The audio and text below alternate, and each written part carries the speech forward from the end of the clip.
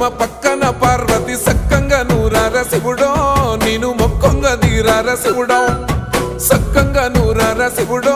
నేను మొక్కంగా తీరార శివుడో మన్ను నువ్వే నట మిన్ను నువ్వే నట నన్ను నడిపే నాగా నటరాజు నువ్వు అంట